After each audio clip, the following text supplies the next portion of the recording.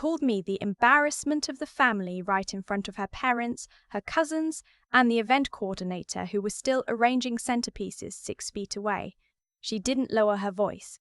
She didn't even glance around to see who was listening. That's how little I registered to her. And by the time the dessert course came out that night, she was going to understand exactly what that indifference had cost her. Let me back up. My name is Vivian. I'm 31 years old, and I grew up in a small house in Dayton, Ohio, with my mom, my dad, and my older sister, Renee. From the outside, we looked like a normal middle-class family. Dad worked maintenance at a plant.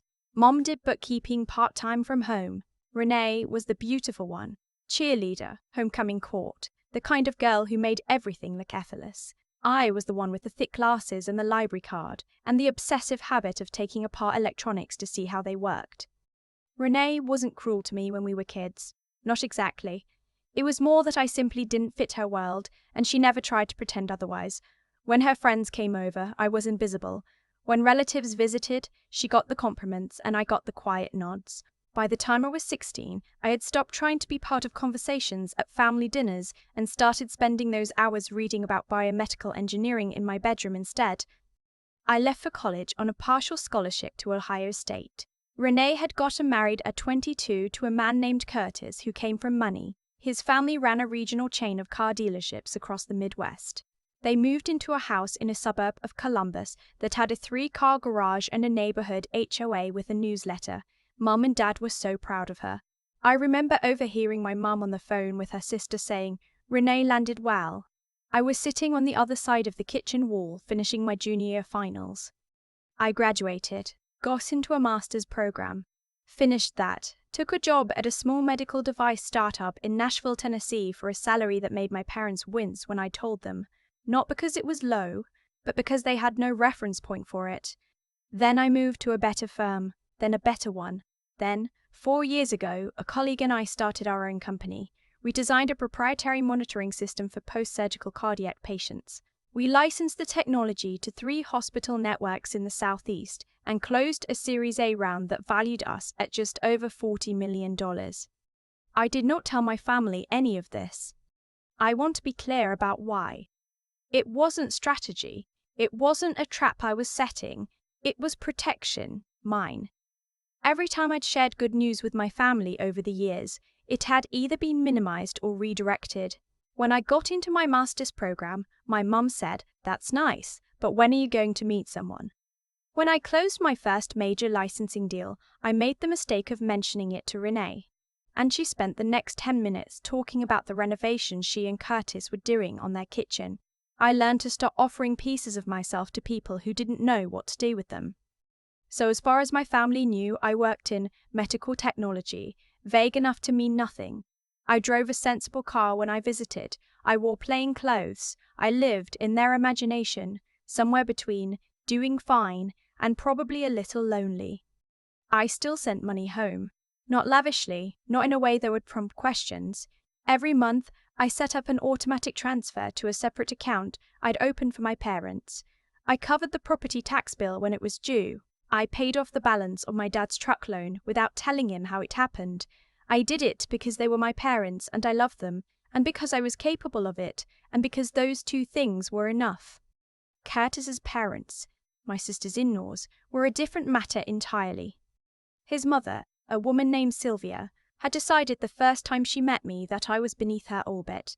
She had the kind of effortless social cruelty that masquerades as honesty. At Renee and Curtis's wedding rehearsal dinner 8 years ago, she'd looked at me across the table and said, "So you're the scientist one. How practical." The way she said practical made it sound like a mild medical condition. Over the years, she'd become the gravitational center of every family event on Renee's side. She organized things. She chose the venues. She set the tone. And the tone around me was always faintly dismissive. When Renee called to tell me that her daughter, my niece Aubrey, who was 24, was getting engaged, I genuinely felt happy. Aubrey was a sweet kid, shy, a little awkward, the kind of person who remembered your birthday without being reminded. Her fiancé, a man named Theo, seemed solid and kind from the few times I'd met him. The engagement party was being held at a hotel event space in Columbus. Renee sent me the invitation by text. Sylvia was organizing it naturally. I said I'd come. I drove up on a Saturday in October. I wore dark slacks and a grey blouse I'd bought at a department store specifically because it read as unremarkable. I had a gift for Aubrey and Theo in a bag on the back seat, an envelope with a check for $5,000, which I'd written from a personal account that bore no trace of my company. I parked in the hotel garage, smoothed my jacket in the elevator mirror, and walked into the event. The lobby of that hotel was one I'd been to before, not as a guest. The hotel was part of a boutique hospitality group that had approached my company 2 years earlier about installing our monitoring systems in their executive wellness suites, a newer concept they were piloting for high-net-worth guests who wanted hospital-grade health tracking during extended stays. The deal had taken 8 months to finalize. I'd been in this building for a site walkthrough. I knew the name of the general manager. I knew the layout of the back offices. But I walked through the lobby like I was any other guest at any other party. I found the event room on the second floor. It was beautiful, actually. Sylvia had good taste. I'd always acknowledged that.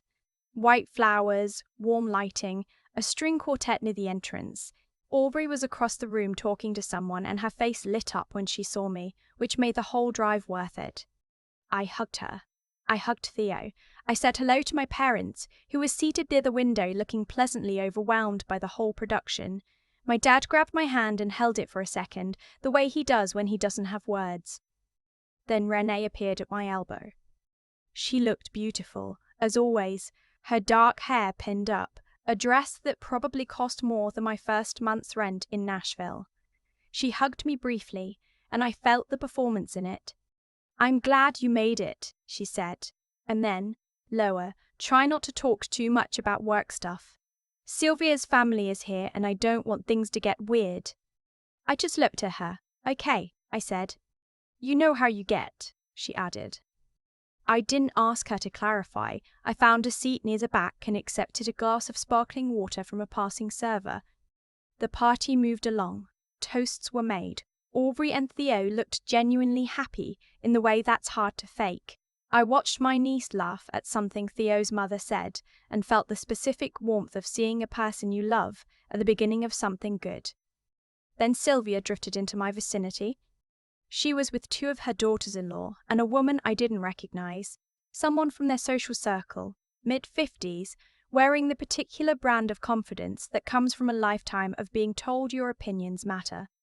They stopped near the table where I was sitting. I don't think Sylvia even registered that I was within earshot at first. "Is Kat Renee's sister?" one of the daughters-in-law murmured. Sylvia glanced over, directly at me. "Yes," she said. "The embarrassment of the family." A small laugh.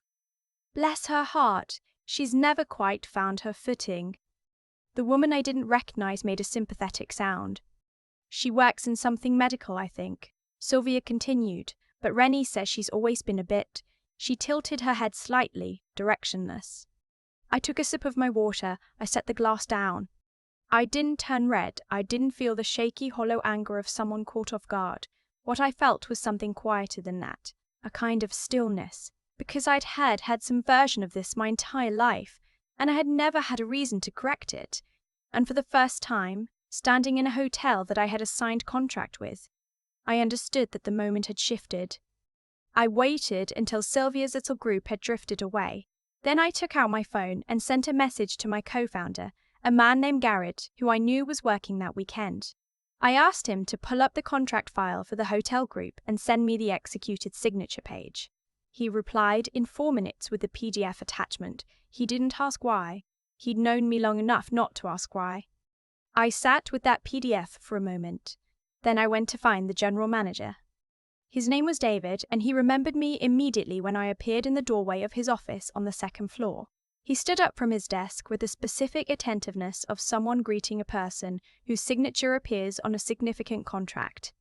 "Miss Vivian," he said, "I didn't realize you were in the building tonight." "I'm here for a family event," I said. "I wanted to say hello. And I may need your assistance with something in a little while." He told me whatever I needed. I went back to the party.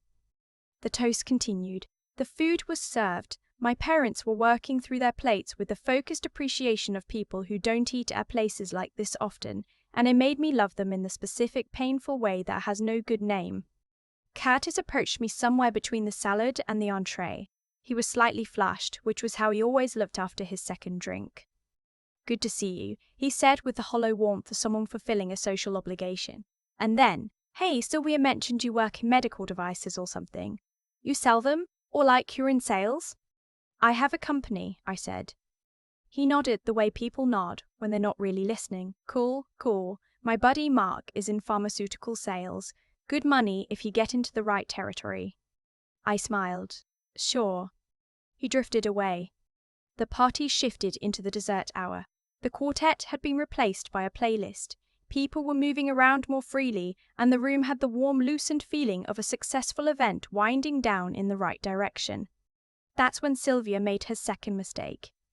She was addressing a small group near the gift table. My parents were in that group, I noticed, which was probably not accidental. Aubrey and Theo had come over. Renee was standing just off to the side. Sylvia was telling some story about a trip she and her husband had taken, and then the conversation tilted toward money, the way it does in certain social circles, and she said, clearly, without concern for who was listening, "Well, when you've worked hard and built something real, you can afford to celebrate properly." She let that sit for a moment. Then, "Not everyone can, of course, but that's life." My mother looked at her plate. I watched my mother look at her plate, and something in my chest made a decision. I stood up. I walked to the edge of the group. Sylvia noticed me approaching, and her expression arranged itself into polite neutrality. "I'm sorry to interrupt," I said. "I wasn't sorry. I just wanted to share something, since we're talking about what people have built." Renee's eyes flickered to me. The warning in them was very clear. I looked at Aubrey. "Aubrey, I'm so happy for you and Theo. I want you to have every good thing." I took the envelope from my bag and set it on the gift table. "That's for you." Then I turned back to the group. "I work in medical technology," I said. "Specifically, my co-founder and I started a company that designs cardiac monitoring systems. We license the technology to hospital networks." I paused. "We also have a contract with a hospitality group that owns this hotel for the wellness suites on the 4th and 5th floors." Silence. Not the silence of people being polite, the silence of people recalibrating. Sylvia's expression hadn't moved yet. She was still processing. "I'm telling you this," I continued, "not because it matters what any of us has built. It doesn't, not for tonight. Tonight is about Aubrey." I looked at my niece again, then at my mother, but I've sat quietly for a long time while people in this family made assumptions about who I am, and I think it's time to just be clear. I picked up my glass of water. I've been paying my parents' property taxes for 6 years. I paid off my dad's truck. I covered my mum's dental work when their insurance didn't. I said it plainly, without theatre. I didn't tell anyone because I didn't need credit, but I want my parents to know that I know they raised me, and I'm grateful. My dad had gone very still. My mum had her hand over her mouth. Renee was looking at the floor. Sylvia said finally, "Well, that's—" "I'm not finished," I said. Not loudly, just clearly. She stopped. "You said earlier tonight that I was the embarrassment of the family." I watched her face change. She hadn't known I'd heard. "I want to tell you, gently, because this is a celebration, that the next time you speak about me to strangers in a room where I'm sitting, I'd ask you to consider that you might not have the full picture." The woman next to Sylvia took a small step backward. Curtis had appeared at the edge of the group. His flush had deepened. "I'm not here to make a scene," I said. "I'm genuinely happy tonight, but I spent too many years being quiet about the wrong things." I set my glass down. I turned to Aubrey, who had tears on her face that I wasn't quite sure were from the emotion of the evening, or from whatever this had just been. "Congratulations, sweetheart," I said. "I mean it." Then I walked back to my seat. The party resumed around me in the way that parties do, because they have to, because the music is still playing and the dessert cart is still out, and people need somewhere to put their eyes. I watched Theo put his arm around Aubrey. I watched my dad say something to my mum in a low voice. I watched Sylvia excuse herself toward the restroom with the practiced composure of a woman who has never not had an exit ready. Renee came to find me 20 minutes later. She sat down across from me and didn't say anything for a moment. The string lights above us were warm and slightly too romantic for whatever this conversation was about to be. "You didn't have to do that," she said. "I know," I said. "Sylvia is." "I knew what Sylvia is," I said. "I've known for years." Renee pressed her lips together. I watched her work through several things at once: the defensiveness, the guilt, the old habit of smoothing things over for everyone except me. "You've been paying their taxes," she said. "Not a question exactly, more like something settling." "Yes." "For 6 years." "Yes." She looked at the table. "I didn't know." "I knew you didn't." "Why didn't you tell me?" I thought about that. The honest answer was long and complicated and involved 100 small moments over 20 years, but I didn't want to spend Aubrey's engagement party having that conversation. "Because I didn't want it to become something it wasn't," I said. "I wasn't keeping score, I just wanted Mum and Dad to be okay." Renee was quiet for a long time. The dessert cart rolled past us and neither of us reached for it. "I've been unfair to you," she said eventually. It came out like something she'd been carrying without knowing it.